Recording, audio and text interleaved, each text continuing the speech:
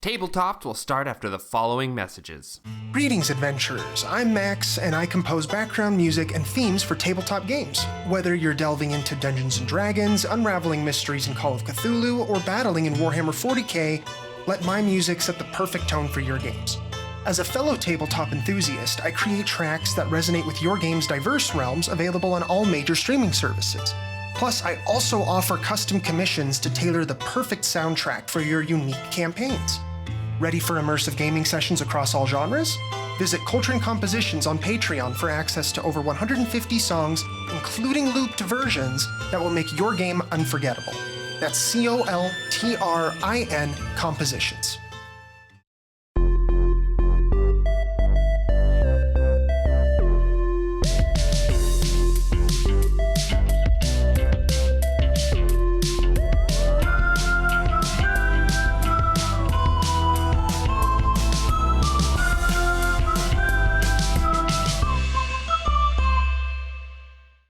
Welcome back to Tabletopped, the place where we talk about tables. Today we're talking about evil characters and campaigns. That was my evil character. He's a furniture salesman. Who other evil characters do we have in the room right now talking with me? It's me. Also, voices are required. It's me, Plankton. I'm part of every villain is lemons. It's me, Franco. My best Plankton impression that I could muster. Every villain is lemons. Who else is here? I don't have a voice. I don't have a I'm trying to think of what werewolf voice. Of what that cartoon villain from like the 70s was. What was his name? Like Snively or something? Yeah. Dick Dastardly? Yeah, Snively. Yeah. I'm Shade. Once every lunar cycle, I go through a really rough time. Rough. Specifically, I turn into a werewolf. Snidely Whiplash was a villain. Snidely Whiplash. That's what I was getting. Oh, yeah. And From Rocky and Bullwinkle. And I'm the hag Snallygaster. See, this is what I was looking for. Today we're talking about evil characters and campaigns. Oh, yuck, and I'm evil Goofy. Oh, yuck. That's redundant. Goofy. Has anyone ever... Goofy. It's Goofy. Has anyone ever played an evil campaign? No. End of episode. Evil? No. No, not an evil campaign. But I've had a couple of like characters go evil, and I've played an evil character. Yeah. And what about you? Because Shade, you said you played an evil character. Franco, did you? I've played like a sort of a dastardly rascal type of character, but not evil. I don't think I would call him evil. But yeah, Shade's character in my campaign was, I would call her evil. I mean, but not like alignment or whatever. Amoral. I don't believe in alignment. But yeah. But amoral, chaotic neutral was the formal alignment in that 5e game. Was the cop out? Chaotic neutral was also Bill's, and I was told I was evil quite a few times. So I think they may go hand in hand. I think chaotic neutral is the truest form of evil. Definitely. You're just like, why? Because I just felt like it. Yuck. Classic Wagoofy. I mean, honestly, because I think personally, evil is selfishness, and neutrality in and of itself is, good puts others first. Neutral puts, kind of you and yours first. I think neutral stays out of it, like a more of a passive outlook. Yeah, but you add in a little bit of chaos in there too. I don't know. Yeah. It gets into that selfish area. That's why centrists are pick a side, cowards. Pick a side, coward. I don't like to play politics. Everything is politics. Everything's political. I'm apolitical. Don't put politics in my TTRPGs. Like, It's like Dungeons and Dragons is literally like a colonialist old west, wild west fantasy. Like, what are you talking about? Like, everything is political. It's fun. Yeah. It's fun to loot dungeons and kill monsters, but just admit it. It's fine.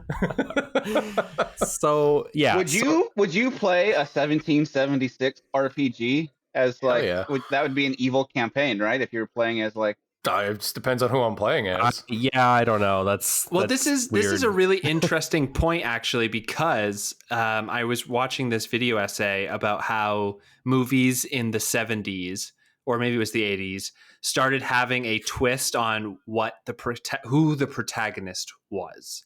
The protagonist up to that point was usually somebody who enacted change upon the story, usually in a way that was, good because they were your point of view character.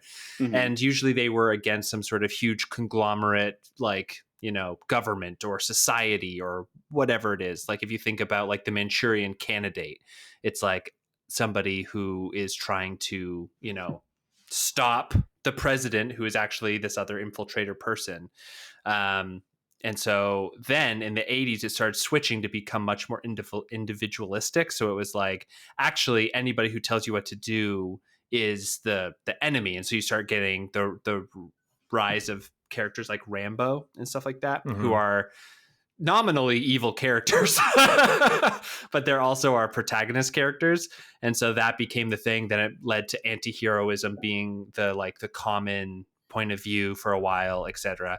And so this is really interesting that you guys kind of like brought that up naturally as like, from which side are we thinking about this? Like, is it possible to have a truly like evil campaign other than sort of like a classically stereotypically evil, like mustache twirling, let's kidnap someone and throw them on the train tracks kind of thing? I actually have had an evil character in one of my games. Not that I played as, but in one of my characters was evil in one of my campaigns. How'd that go? It didn't go well. It just didn't go well. I think it's just hard to do because you're just kind of like, what's the evil thing to do? And it's like, I don't know. Like, what are evil things? And it's like, what's the least bad thing that you are okay with talking about at a tabletop game that you want to do that is evil? And it's like, still not comfortable with that. Yeah, because that is a really good point, because frankly, there are so many things that you just don't really want to have to grapple with in mm-hmm. your mind about like, there are so many, like, man, I'm even saying like, I don't really want to talk about sexual assault, rape, things like that in any setting. I don't want necessarily to talk about I don't want to get into the details of like serial killing. I don't want to talk about animal abuse. Like mm-hmm. there's just so many things. So okay, well, what leaves it to be evil? Yeah, like you robbed a bank. But here's the thing I want to throw out for you specifically, Shade, because I know that you love this game. I also do love this game. Franco also loves this game. Rio hates this game. Yeah, leave me to last. I was saying that Rio, you had to be last because you did not like this game. So this is like you're the outlier. Which game is it? I can't wait. Red Dead Redemption 2 is a evil campaign that you can play as an evil to good. We got you the game and you played it for a while and then you stopped. I know. Why? What happened? Because it broke his system.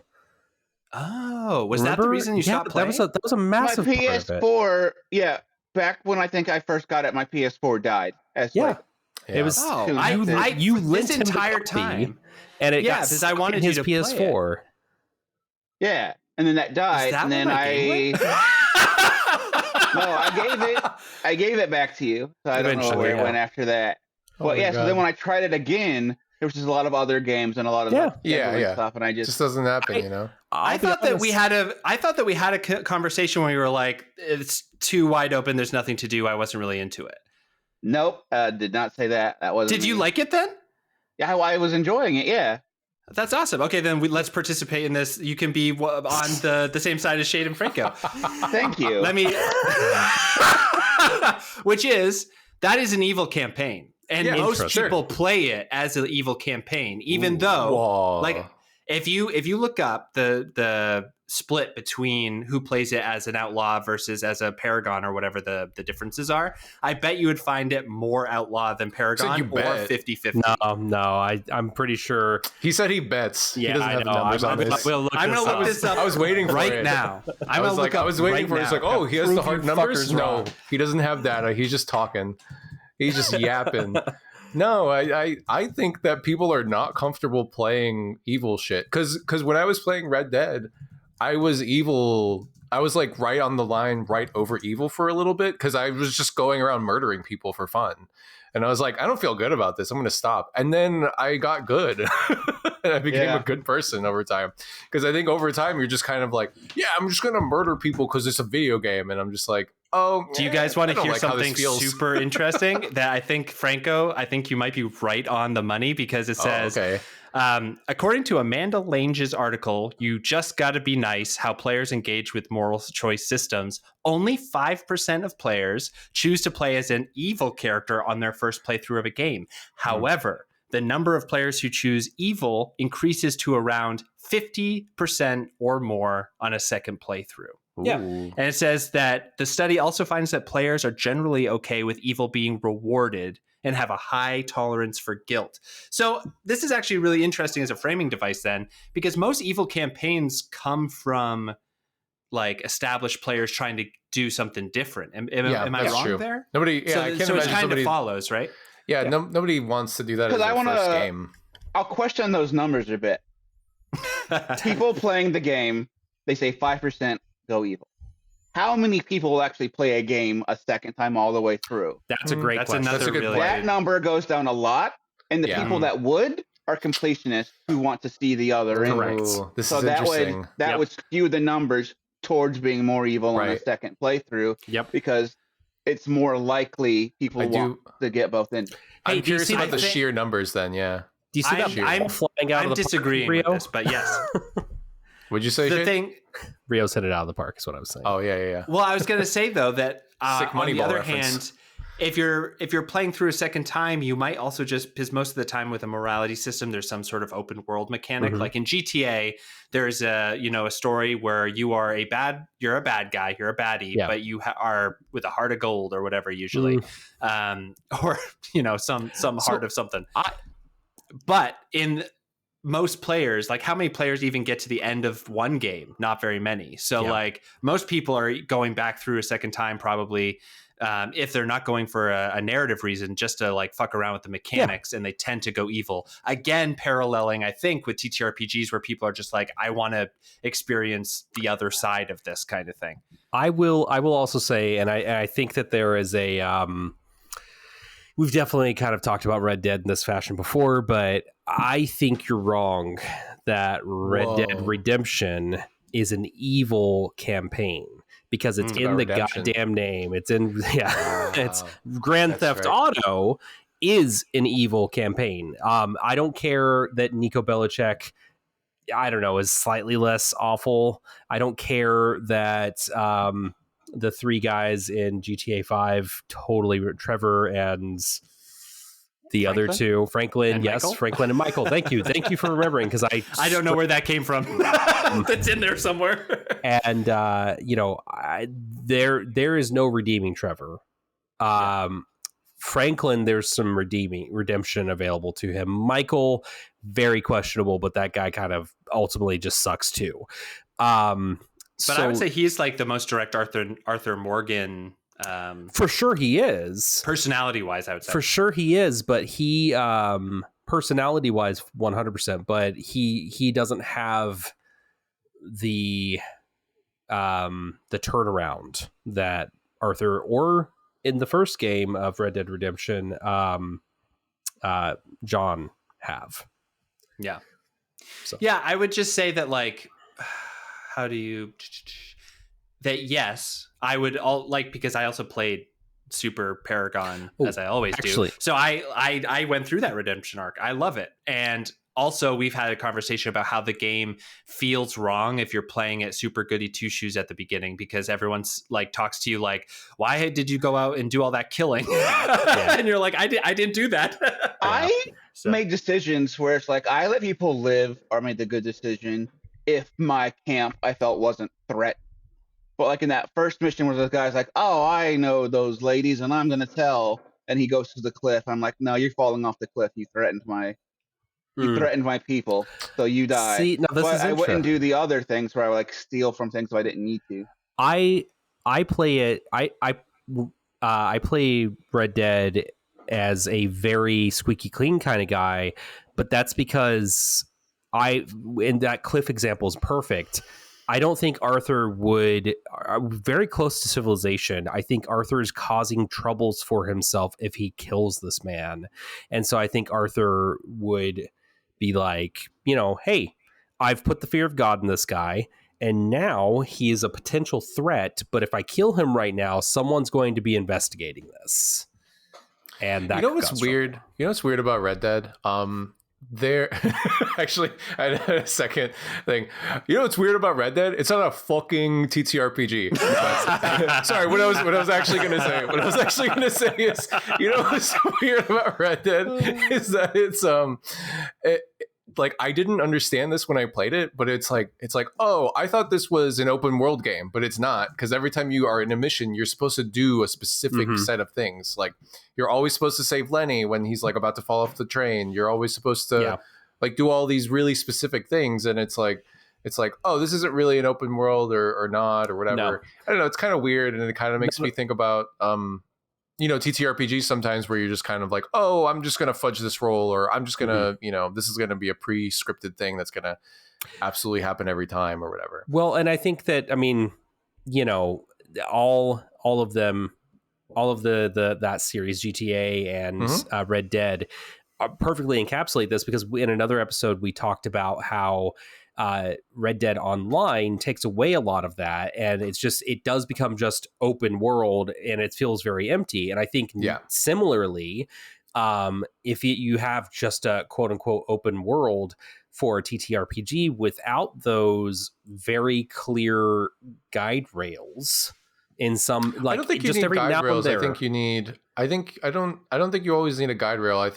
But I think you do always need like a goal or a purpose or a North thing Star that's going to happen. Yeah. When it comes to evil characters, getting back to the topic, is that like, do you think that we can actually get like you could run a full campaign with evil characters? I know they did that one on Dimension 20 or something, and I heard Brendan Lee Mulligan talking about it, and he was essentially saying like, either you have to have a campaign that is evil to good, or you need to have a campaign where everyone gets absolutely fucked over at the end. Yep. It's like total revenge movie rules, where like at the end of the revenge murder spree or whatever, like that person has to be kicked out of society, essentially, which is the formula of John Wick and all that kind of stuff. So what happens in that campaign? Like, I guess what I'm asking is like, what are the evil things that they are doing or do that makes them evil? Because I don't let's use the Red Dead 2 example. Maybe it's an outlaw God campaign. Damn it. Like, it's just an outlaw campaign. I'm just saying, it's an outlaw campaign,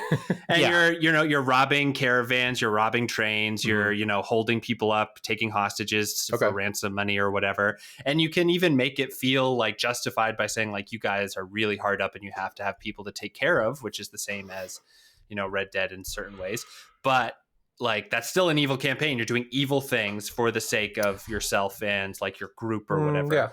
But you could also have like a campaign where every character is evil for themselves, which I think would be really hard to run, because constantly you'd be having in-party fights, right? I think that would be a really good, I think you could probably run that in like Apocalypse World or a game like that, where you're not necessarily like a party, you're just like, this is an area society or whatever, and you all have different roles. And the way that I've read like the playthroughs or something, and in the actual like game material, it does make it sound like you're just like telling a story. You're not like a party of adventurers that are doing this or whatever.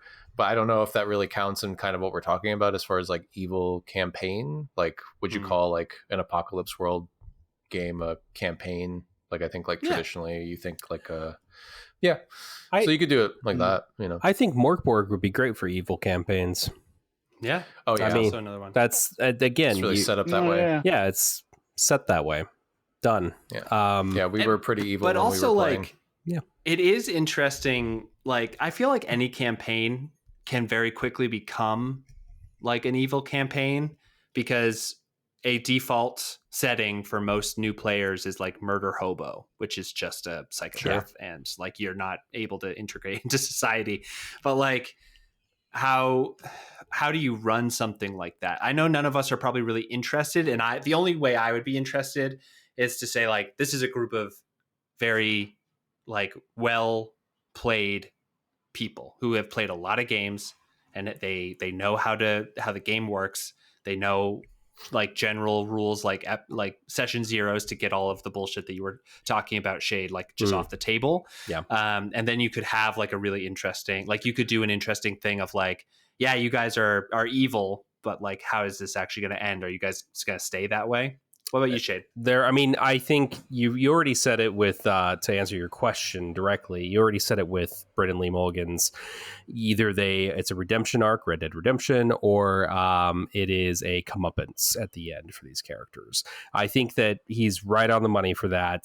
Just playing evil and having you just kind of come out on top and everything's fine. I mean, it just doesn't feel very satisfying to me. But I would say there are ultimately two ways to go about this evil campaign, and you either are the low level goons grunts, That's and fun. there is a absolute like you've got the necromancer at the top or something like that who you the GM can kind of rein them in a little bit or give them again a North Star to follow and set the tone for that evil, or they are a crime family a la Peaky Blinders, a la, I don't know, whatever, that are The Dutch Vanderling gang. Yeah, but I'm gonna say actually I want them to already be successful. Like they are very well established. They are very well. They're not starting out as like, well, we've all decided to be evil for some reason. We want them to have, and granted, Dutch's gang already is, but they're at their lowest point. I'm thinking you want more like the Corleones and shit. Correct. And People like who you have established organized crime. Correct. That's fun. So you like a mafia would game. want like Yeah. so you would actually almost like the Dutch Vanderland gang when it was on its way up, when it was doing all of the crimes but doing it successfully. Correct. Having Yeah. like the rules. yeah. I said Peaky Blinders, but I realized I forgot about the first few seasons. I guess they're kind of hard scrabble at first. Yeah, at the start, but at the end, they've got people who are running fucking government and things like that. Right. Like that, I think the Guy Ritchie villain is what I was really thinking. The villain who they are part of the posh part of society. They already have power. Now it's just really about continuing to maintain that power and dealing with other evil people and the occasional good do-gooder that gets in their way. That's an interesting sort of like that could be like a really interesting like social kind of game where you're just like you're just playing people with power, like really powerful people. Another cool thing that you could do is if you just had like a table where you're like, okay, we're gonna do an evil campaign and whatever, you're evil and stuff, and you don't necessarily set it up so that they will be redeemed or they will have their comeuppance or whatever. But if the evil characters do succeed, then you have a sequel campaign where you're now good guys and you're trying to take down those That's fun. those other characters. It could actually be a really fun prologue to a campaign. Yeah. Oh yeah. You could even just do it as like a really short thing too. You could just be like, hey, here's a couple of sessions and this is how the evil wizard became Here's the how evil wizard. how you're explaining the backstory and the player hooks to your characters. Like, oh, let's play the evil part. And now you know when you're making your good character what's happened, what's all been affected. Or you could have one evil team and one good team, and you're all playing on the same map. And the evil team and the good team, or you're just doing things that are sort of screwing the other team over. I would something like that. It could also be really fun, like your Oops All Warlocks idea, Sure. Franco. Okay. Like, what if it was like Oops All Warlocks or all wizards, but it's like these 4 people are trying to become a lich, and their master only has the resources to turn one of them into a lich. Whoa. And so he's given them like the thing essentially of like whoever's most powerful and most influential by the end, like you can go out and do whatever you want. But whoever comes back to me, Isn't most that the worthy- plot of Gideon the Ninth? I don't know, actually. Not Hashtag really. spoilers. Kind of. It's kind of not really. I've read 3 of those, and it's more like Academy than that, but close. Yeah. But you could do something like that, and then just have the characters be in like a low level competition with each other, and everyone's kind of jockeying for position so that they can do the big betrayal at the end. Another format is, with the Dragonlance setting, there's the wizards of high sorcery, the white robes, red robes, and the black robes. And the black robes are very selfish, very dark art, very like power for power's sake. And the white robes are very, let's make society better. Let's find ways that magic can help everyone. And the red robes are like, yeah, how do I benefit from doing whatever? But in their towers, they're like magic first. I don't care if you're good. I don't care if you're evil. I don't care what you've done. We are here to talk about the magic. That'd be a good way also to get like a good and evil like parties to mix, because their wizards would obviously know each other and be like, oh no, we're in the tower, we're fine. In the tower, we're cool. Outside the tower, yeah, we might try to kill each other, but here we're gonna talk.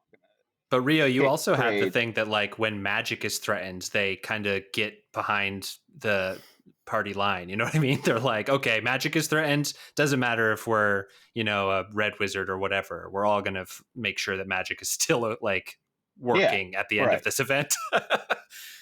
So that could be an interesting one as well. After this break, I kind of want to talk about, as GMs, any like rules or like general ways of running that we would implement. And then also as players, like how would we go about playing characters like that so that it doesn't end up as a horrible mess.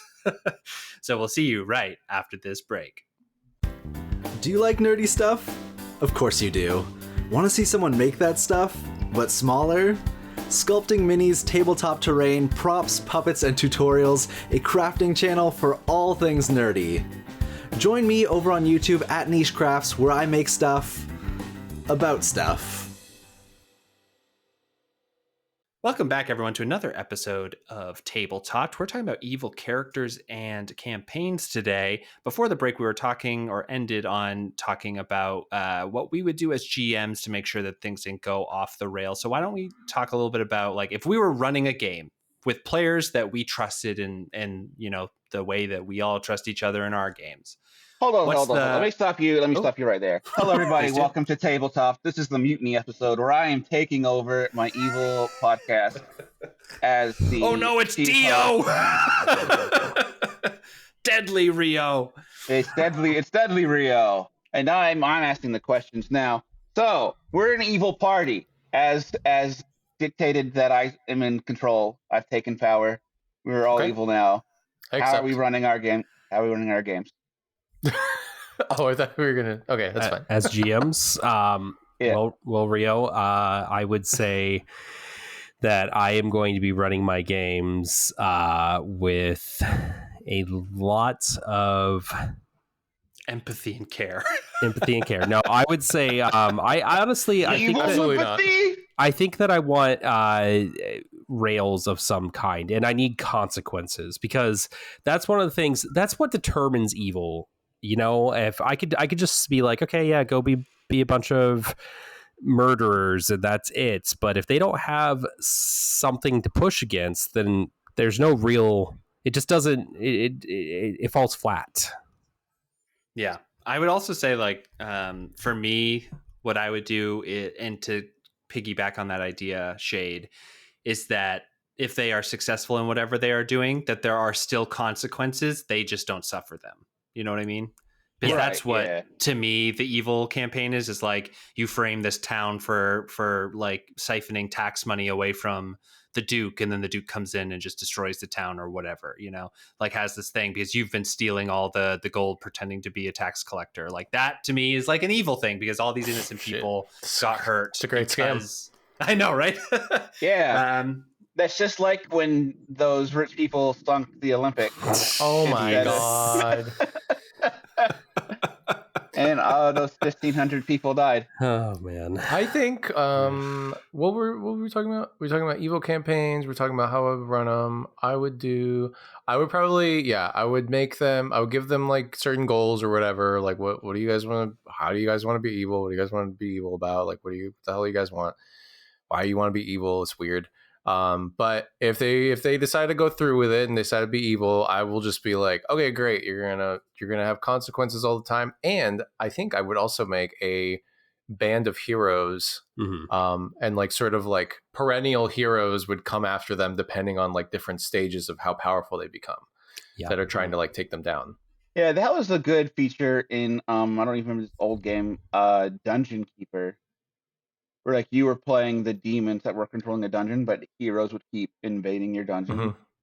So it's a good twist to be like, yeah, the heroes are constantly trying to kill you, and also they have fate and the power of friendship on their side. Yeah, I also think that like you could take the tact, instead of like trying to be evil, you could instead just give your players a goal like, you are the overlord of this dungeon. So you need to go out and get resources for the continuance of the operation of this dungeon. You need to make sure that nobody can get into the dungeon core to destroy it. So you're making a bunch of traps and monsters to kill people and then do whatever you do. And so then you have, like the whole campaign could be, you leave the dungeon to go to a town so that you can steal a bunch of resources, or raise a town because it's like they're starting to build, defenses against your dungeon that's like destroying your ability to get resources, or whatever it is. Like you could do something that's more not animalistic, but more like ecosystem driven rather than personal choice driven. And it would still technically be like an evil campaign because you're monsters trying to eat people as they come into your dungeon, but maybe that's, if you approach it from sort of like a neutral lens of, this is just like a creature doing what a creature does. It just happens that all my players are on the side of the creature. One of like the hardest things I think would be running an evil campaign would be the constant, I think, temptation of the players to go PvP and sort of derail everyone's enjoyment. You'd have to have an agreement, I think, to run an evil campaign. You are all still a party, so you're all still inclined to help each other with your goals. Otherwise, you end up with everyone like a Hunger Games going for the cornucopia first 15 minutes, and everyone's just dead. Yeah, if you all serve the same like patron, maybe like you all derive powers from the patron, and if you attack each other, the patron's just like, no, man, you're not doing that. What if the setting is also kind of set up where, and I think this could be dangerous, and obviously you'd have to have a lot of trust with each other. But like, if you all decided what the hierarchy was ahead of time, it's like, oh, we're gonna make this character like the evil overlord, and this is gonna be your lieutenant, and these three are gonna be like your like sort of specialists. Like this is your tax collector, this is your whatever. Yeah. Which could be really fun to play a low status character, Right, yeah. Totally, yeah. And then I think that could be fun. And I think it also like sort of indicates or sort of reveals how hierarchy is inherently evil. Yeah. It's easier when you're wielding power. Absolutely it is. But I also think that like going back to what Rio said about the competition or whatever, maybe it's just like a high lethality campaign with the expectation that you're going to get knocked off a bunch. Like you're just like, you're going to die. I think like another henchman game. Yeah. You know what I mean?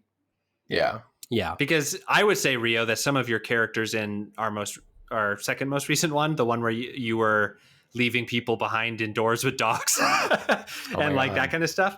I would say that character was pretty evil, but also just basically looking out for himself to try to survive. So like understandable in some ways. Well, not the dog thing. Yeah, that was pretty bad. That was evil. That was evil. And like that didn't feel like too bad. Like all the players were like, oh shit, but also not mad at you. You know what I mean? Right. So I think it would also be the group mindset going in too. As a player, what would you guys want to do to make sure that you're not really, what are the things that you guys do if you're playing a morally ambiguous person that makes it so that the whole table doesn't throw you out? I like to as a player, reminds my fellow players that this character might betray them. Just like be vocal about it and be like, hey, I'm not playing a nice person. They may betray you. They may do things, let me know if I cross a line with this character. And then generally speaking, I think that I also still, because again, I think selfish is a very specific kind of North Star for evil. And I think an evil character needs to include the party in that self a little bit. Sure. So I think that's such an important point, though. Like, yeah. If you're going to be evil as a player, and either the party is not all evil, or if they are, but like not all aligned, you have to care about the party in some corner of the heart, even if it's just the party's interests. Yep, absolutely. I would add in, if you're playing an evil character, consistency, I think, is very key. Yeah. Be evil in a very specific way and manner. Don't be chaotic evil. Be lawful evil. Yeah. Chaotic evil. I think lawful evil might be the only way. Yeah, because chaotic neutral is as far as you can get. And Shade, like both of us our characters were called evil at points because we like, I feel like chaotic neutral is where you can play. Chaotic evil is a demon, Yes. I will say, like, for Sora, if we were to ever bring that character back, I would reclassify her as lawful evil. The story I was trying to tell with that character was one who descended, or even just neutral evil, for one who descended from chaotic neutral into more and more selfishness. So that's what I was trying to do. I'm currently in a game where I'm playing a lawful neutral paladin. The idea of this game is that essentially the Prime Material, Feywild, and Shadowfell were physically connected to each other in a very clear and open fashion, and then were separated at some point, and the walls that were there have since fallen by the actions of the player group very early in the campaign. And we are trying to essentially establish a peace. So I had Shadowfell is ruled by a bunch of vampires. We needed an ambassador of sorts, and my character has gone through a transition into vampirism recently. And now I am slowly playing that character, going from lawful neutral and pretty giving to, I will say things like, he's a paladin, so he had fine steed. He sees one of his colleagues as we're walking, trying to write notes as they're walking. And I said narratively, yeah, he sees you do this. He thinks a little bit about offering your horse for a moment. And then the idea just goes from his mind because he turns back to what his next steps are going to be in this day. So I vocalize those kinds of things. That's interesting. We haven't even talked about a good to evil campaign, but that would also be a really interesting one, like a descent. Yeah. But yeah, I think that's a great, again, this is a rule that my friend Michael said in an episode like a year and a half ago, and it always stuck with me, which is like, don't surprise, impress. And that goes as a player as well. Like, don't surprise the group with you being a complete evil dirtbag. Like, impress them with how you are playing it, that you are playing it in a way that is so intricate and interesting that they are still compelled by your character. Yeah. I'd like to think that's how Shade was playing Sora, who, was like sort of, and like you guys didn't see every evil thing that she did. But like I think that you guys were impressed and alarmed by the things that Sora did. Yeah. I always, like, maybe it was because I played Bill for so long and I didn't have the view into some of the more evil things that Sora had done. But I was always like pretty like Sora's like generally on the level and trying to get shit done and isn't working against us, and seems like a pretty pretty chill person in a way, but then the maid thing happened, and I was like, holy shit, this person's a complete psychopath. I mean, wow, it's crazy. I think for me, the real turning point for that character was when you all were going further into the Sky Dungeon. My character had pieced together, we're going to end up causing this to fall. We're gonna be the basically what was going to happen at the end, or what ended up happening, was that it was a floating sky island, and the characters ended up triggering its destruction by like disabling taking out the battery. Taking out the battery that was keeping it afloat. Which was a demon. Which was a demon. But sorry, go ahead, Shade. Just because this is gonna bother me if we don't say it right now. The maid thing that Nick just referenced was Sora discovered a maid and interrogated her for information, and instead of just letting her go, Sora killed the maid and took her sort of identity in like a Hitman 47 kind of situation. Yep. Sorry, just an editor's note to what actually happened. And then had to shoot her way out of the entire it didn't even work. John Wicked her way through every major political figure in the city that was about to be under siege that you guys were meant to protect. And but like that was, I think the Sky thing was where I think I really finally put the mask down and was like, no guys, remember, I am not a good person. She is a political tool, and she has an agenda. And I think I vocalized, we're going to be potentially putting this city at risk if we take that battery out. Why don't you all go ahead and do that? I'm going to go see if that is the case. And then I just had a nice cup of tea with the person who had hired us to do this and watched as the city fell. And more or less talked with the person about like, yeah, this is going to happen, right? Okay, cool. So here's what I want, because I now know some information about you. I could utilize that information, but you have me at a clear disadvantage. So why don't we just kind of align on this? And from there, it just kind of continued to spiral. But I was never really... Let's circle back, get some synergy on this issue. I was really... Let's get some quick wins. Deceitful about it. With the players. With the characters, a little different. But with the players, it was, I've just done this thing. Yeah. Watch me. I also enjoyed, Franco, how you played the demon as an evil creature. Being like, hey, let me out. I have no problem with you guys. Like, just let me out, and I'm going to go get my revenge, but you guys are cool. And we had a really like a crisis of conscience, because we were all like, the demon cannot be telling the truth. And also, where is it going to go when it does go? Right. Yeah. And potentially the island would have fallen if you had released it too. Yeah. Doing nothing would have just left the island by itself. And then that was kind of it.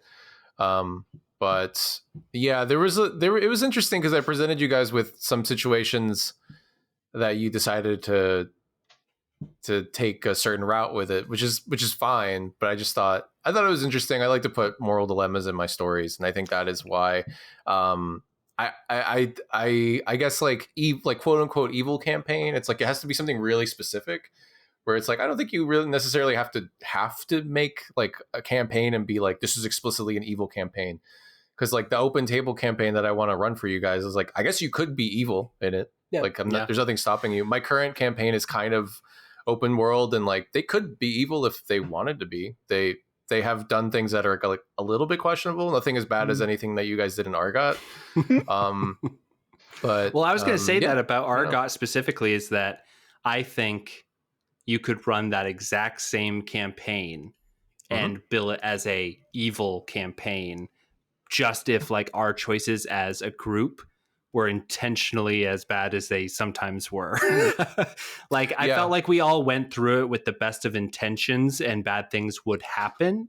And it still made me feel like, oh man, that was morally questionable what we did in the end there. But at the same time, like if we had gone through that with the intention of like, I don't give a shit about any of these people. I just care about myself and I want to get out of this like fucking time trap thing that we're in.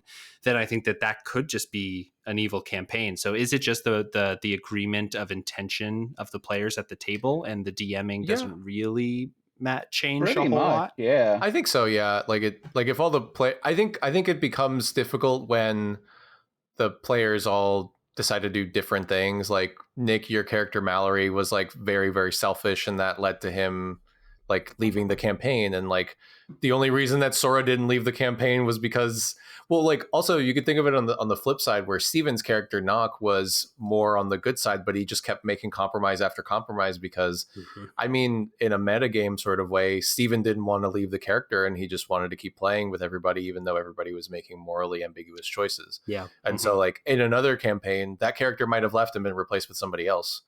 Yeah.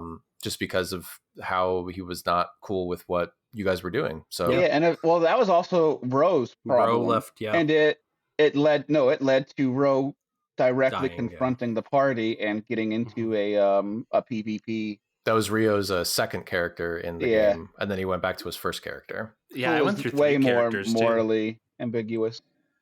Yeah, I think like- Abraham was a very interesting character because Abraham committed a very evil act early in the game too. Yeah. Violated the Geneva Conventions. Which we're not going to go into here. He just did a torture. I mean, But yeah, I was also like, I don't like this. I also helped the person that I tortured out. Yeah. So Yeah, long term, neutral act. sure. Yeah, sure. I would say long-term, maybe neutral character, still evil act. Yeah, Sure. But yeah, I think that like that's a really interesting point because like I didn't think KB was evil. He just That had was a Nick's very second character. yeah. He just had a very specific point of view and a faction that he was the agent for. And Yeah. so when that came directly like to head with the party, it ended with a PvP that Rio was mentioning. But Yeah, I what think, were you gonna say, Franco? Well, I think that your character too, KB, was like a part of a faction that I had created for the setting, and like, you know, I think you guys had decided at some point that they were evil, and so it was just kind of like I think I'm less interested in like, I guess, evil and more interested in like decisions and like choices and like, okay, what do you find important? Like, what do your characters find important? And like what they found important was not the same thing that this faction wanted. Yeah, It's like yeah, the faction to oppose them. I think in real life, good and evil get decided after a series of events, and it's whoever got their way decides, oh, the other person was evil. That's why this had to happen. Because after our little spat with KB and Ro and everything, did the Kadama ever either help or not help again? Like, did we ever interact with them again, or were we like, those guys I are? think that like, was the end super of bad. the Kadama. Yeah, I think that was like kind of that's kind of it. I mostly, because like right after that, you guys went down and freed the demi plane, and you guys returned to the material plane.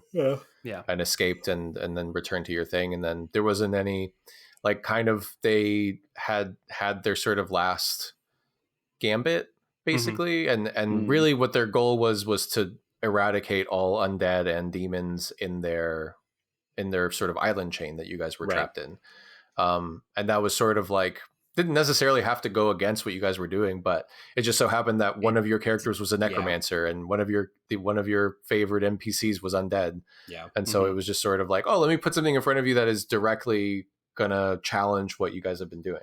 Yeah, and so it was like it was a weird experience coming out of it because everyone was like, I feel really bad about what just happened.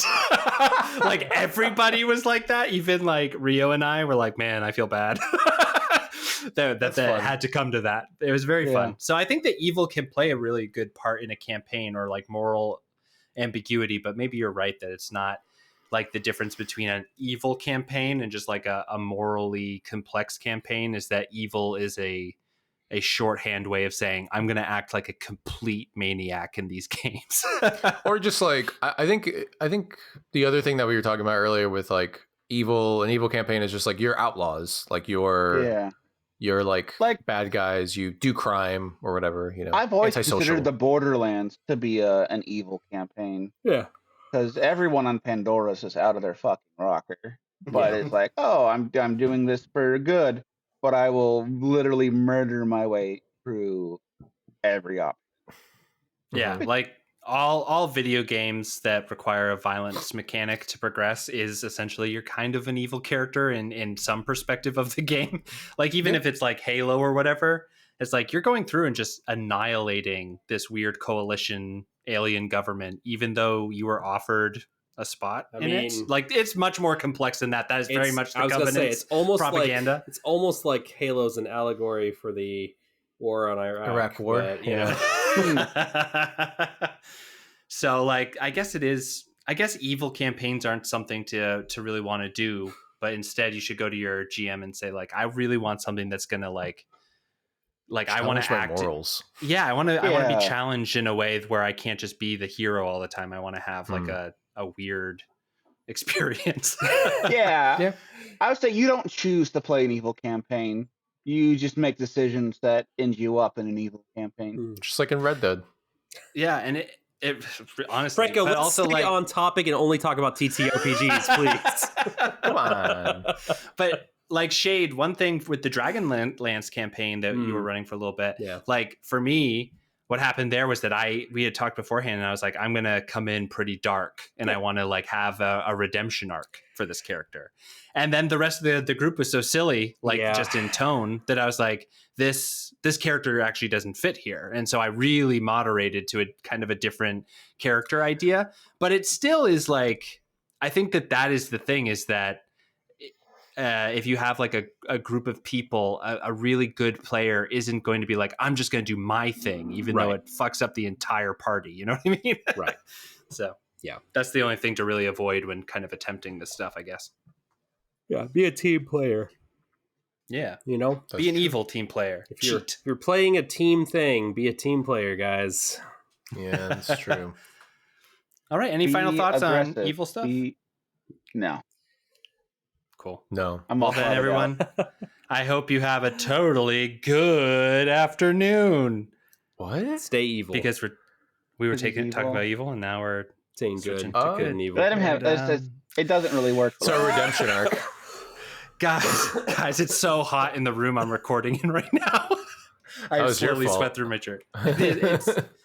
I would say it is the mega corporations that have risen our average temperatures. It's true. Anyway, stay evil. Have a good one, and we'll see you next week. Stay evil. Bye. Later. Bye. Bye.